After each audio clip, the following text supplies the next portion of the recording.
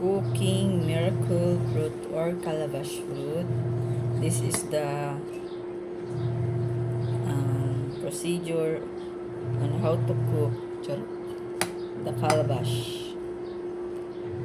Calabash fruit is the most powerful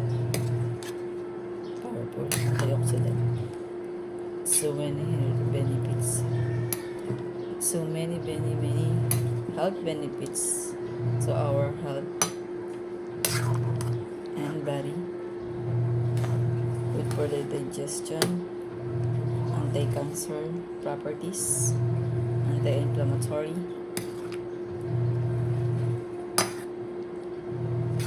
Ang katas lang po ang ating kukunin mamaya pag naluto na siya ng ayos. Ang katas na. Wow, ganito pala ito. Napakatapang ang amoy niya. Pero grabe talaga, pag nag-poops ka, ganito pa rin yung amoy ng poops mo. Mas maitim yung dumi mo. Ganun yung epekto niya. Sa katagal, maganda siya sa pagdumi.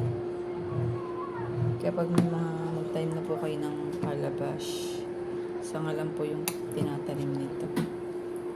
Napakamahal po nito pag binili niyo ng katas nat nga sa bote. Maabot ng 1,000.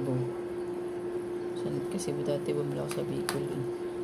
Sa aming pinsanin. Nagbebenta sila. Napakamahal ng isang bote.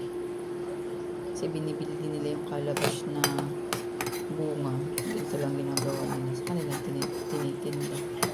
Binibenta sa online. Nung bumisita kami din ni mama, bumili kami. Kasi nga, kailangan ko ito lagi akong constipated. I have stomach problem, GERD, gastritis, and ABS. Kaya kailangan ko ito. Sana makatulong to sa akin. Tayo guys, gawa na po kayo ng calabash fruit. Nasaan yung ano nito? Yung isang. Kaya natin yung isang buong na malaki. Yan. Ito siya. Babaakin mo lang yan. Tapos yung laman yan kukunin mo. Yun yung niluto ko kanina. Ay, si Soro oh. Tulog-tulog lang baby Soro. Soro. Ay. Ang pogi na bibing mahal. Namiming mahal. Pinakamabait kong pusong napakalambing. Asan si Mimi? Mimi.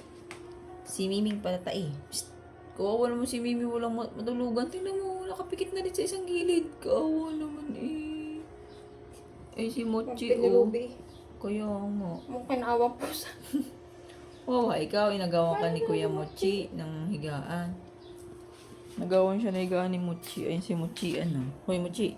Nangaga ka ng higaan ha. Bakit malungkot ka?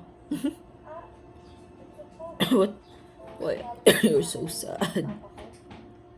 Na na na na. Na na na.